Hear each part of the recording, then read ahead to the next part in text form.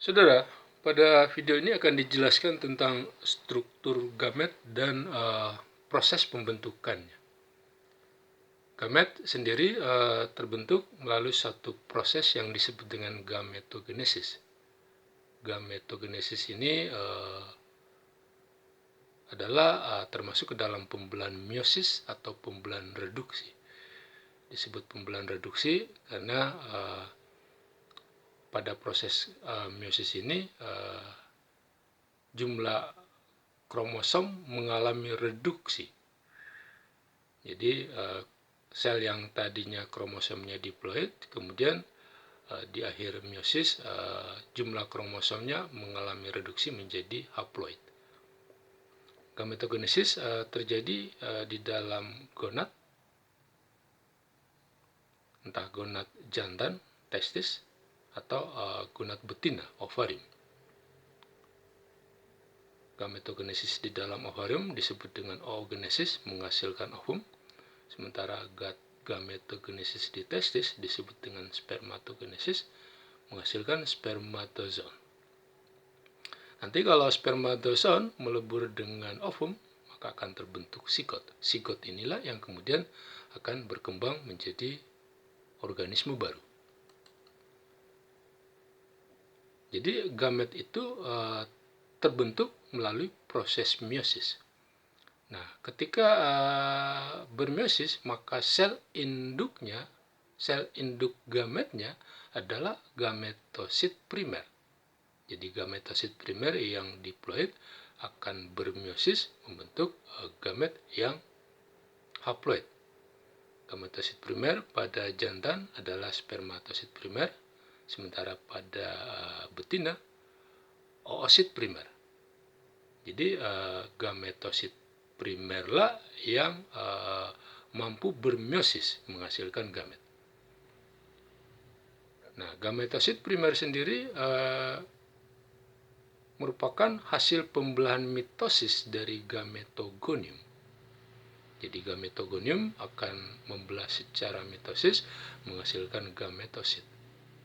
Tapi gametogonium tidak bisa masuk ke dalam jalur pembelahan meiosis. Jadi yang bisa bermeiosis adalah gametosit primernya. Pertanyaannya, mengapa gametogonium tidak bisa langsung bermeiosis? Kenapa dia harus berubah menjadi gametosit primer dulu, baru bisa melakukan pembelahan meiosis membentuk gamet? Nah, untuk menjawab pertanyaan itu, orang kemudian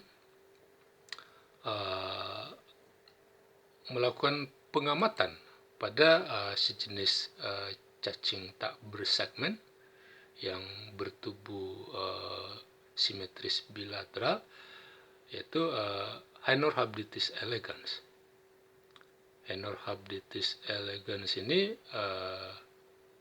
biasanya hidup dengan memakan bakteri yang berkembang di jaringan sayur-sayuran yang sedang membusuk. Kemudian Haenorhabditis elegans ini jenis kelaminnya hanya ada 2, yaitu jantan dan yang hermafrodit. Yang menarik karena yang jantan proporsinya hanya 0,05% dari seluruh populasi Haenorhabditis elegans. Yang hermafrodit memiliki 2 ovarium, kemudian memiliki oviduct, spermateka, dan 1 uterus. Sementara yang jantan memiliki gonad yang berlobus tunggal, vas deferens, dan bagian ekor Haenorhabditis elegans yang jantan ini mengalami spesialisasi sehingga bagian ekor itu bisa digunakan untuk kawin.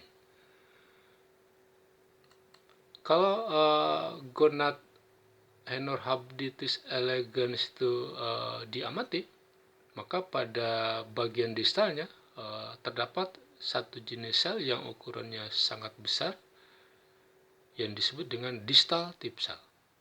Distal tip cell ini memiliki banyak jiluran sitoplasma yang panjang, dan kalau kemudian jenis pembelahan yang bisa dikerjakan oleh sel-sel germinal yang ada di dalam gonad ini diamati, maka gonad ini bisa dibagi menjadi 3 wilayah. Ada bagian gonad yang seluruh sel germinalnya membelah secara mitosis. Jadi sel-sel germinal yang dekat dengan distal tip sel yang ada di jangkauan juluran sitoplasmik distal tip sel itu akan membelah secara mitosis.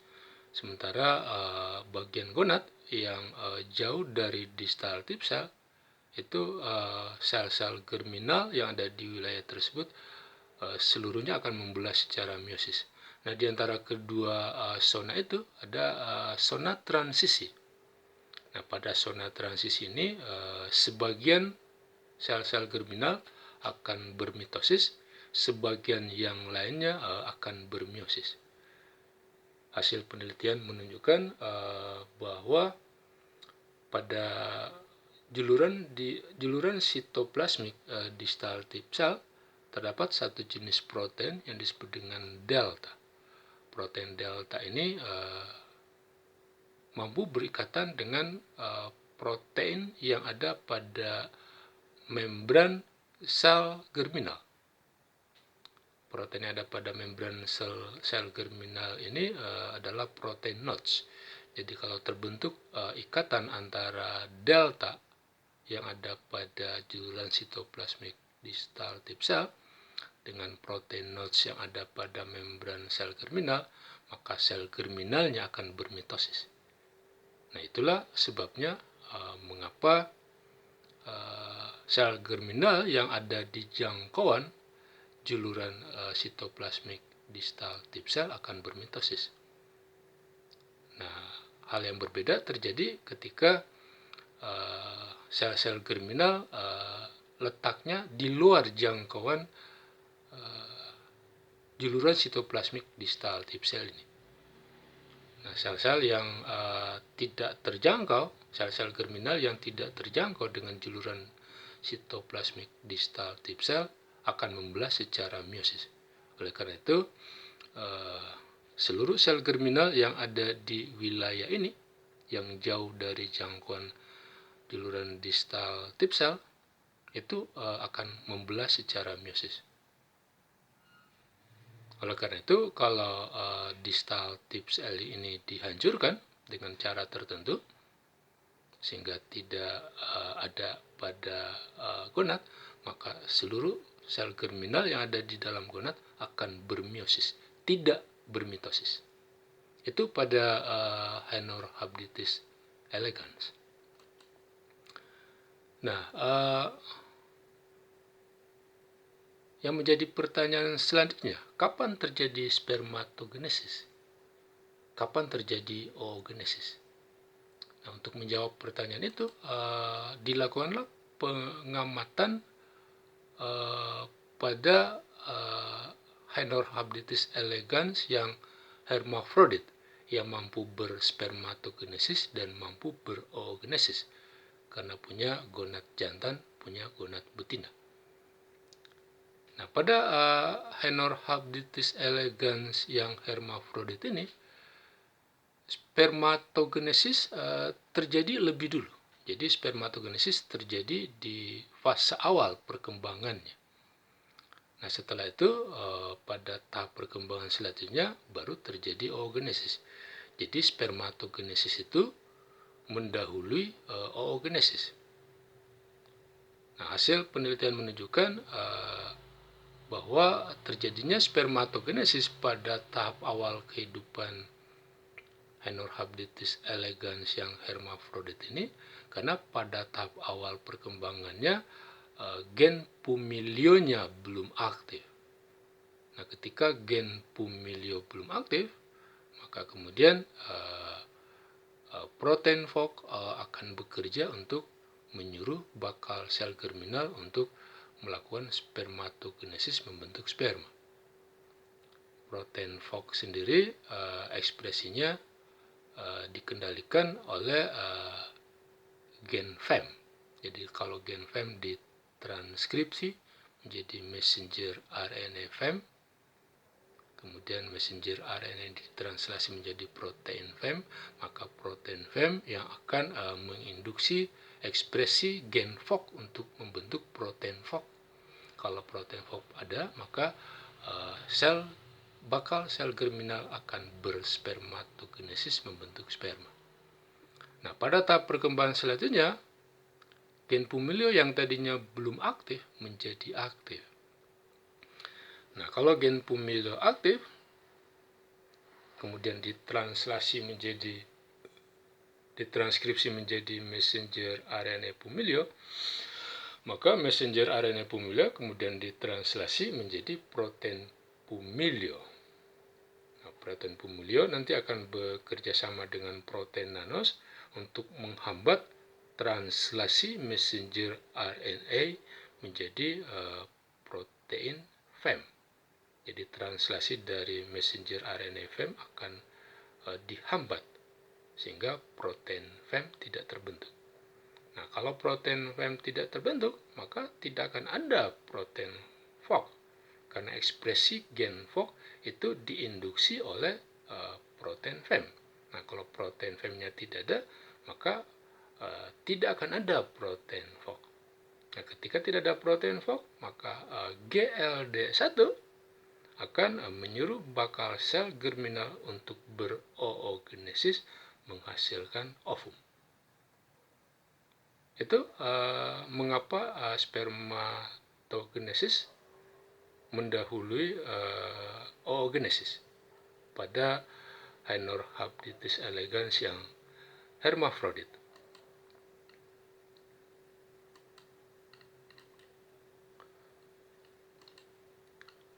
Nah, antara oogenesis dan spermatogenesis ada beberapa hal yang membedakannya.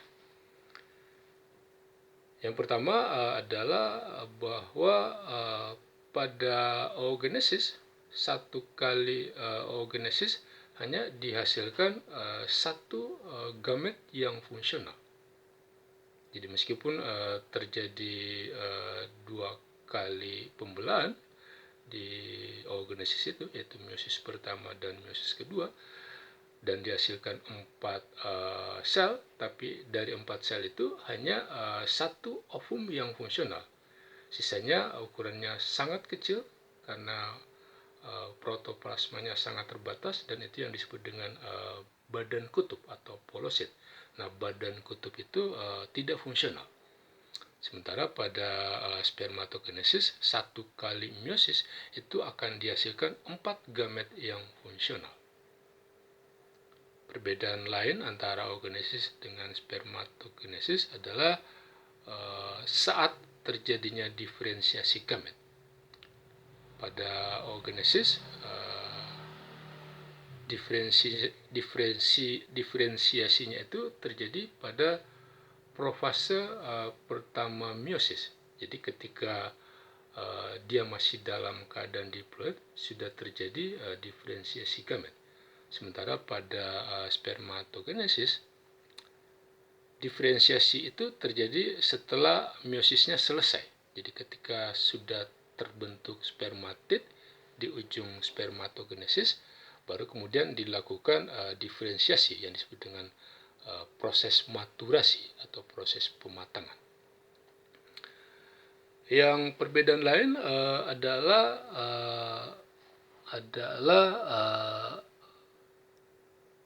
bahwa pada spermatogenesis itu meosisnya langsung diselesaikan, langsung dilengkapi. Jadi dari spermatosit pertama hingga terbentuk spermatid itu diselesaikan tuntas. Sementara pada oogenesis, meosisnya itu terhenti pada fase tertentu. Jadi biasanya tidak langsung dilengkapi sampai terbentuk ovum yang fungsional. Ada beberapa spesies yang oogenesisnya tertahan pada fase tertentu. Kalau diperhatikan, paling tidak ada 4 kelompok. Yang pertama, ada spesies yang oogenesisnya terhenti di tahap oosit primer. Jadi ketika gamet dalam fase oosit primer, proses itu akan terhenti di situ. Itu terjadi misalnya pada kelompok pada hewan seperti anjing dan cacing poliseta, termasuk cacing nyale. Itu oogenesisnya terhenti di fase oosit primer ini. Sementara pada spesies lain seperti bintang laut dan sebagian besar insekta misalnya, itu oogenesisnya terhenti di metafase pertama meiosis. Nah, sementara sebagian besar mamalia, amfibia dan pisces, proses oogenesisnya justru terhenti di metafase kedua meiosis. Jadi ketika di metafase kedua meiosis, proses oogenesisnya terhenti di sini. Kapan oogenesisnya dilanjutkan? Bergantung. Kalau ada sperma yang datang membuahi sehingga terbentuk sigot, maka proses oogenesisnya akan dilanjutkan hingga tuntas.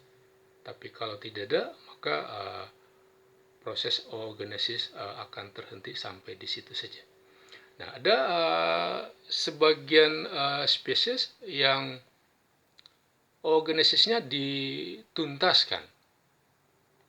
Jadi sudah terbentuk ovum yang fungsional dan 3 badan polar atau polosit yang tidak fungsional. Jadi dia menunggu sperma datang ketika meisisnya sudah sempurna. Itu terjadi pada sea urchin dan hewan-hewan yang termasuk ke dalam kelompok Cnidaria seperti ubur-ubur dan hidra. Jadi dia menunggu sperma datang ketika meisisnya memang sudah sempurna. Jadi sudah terbentuk ovum yang fungsional dan 3 polosit yang tidak fungsional.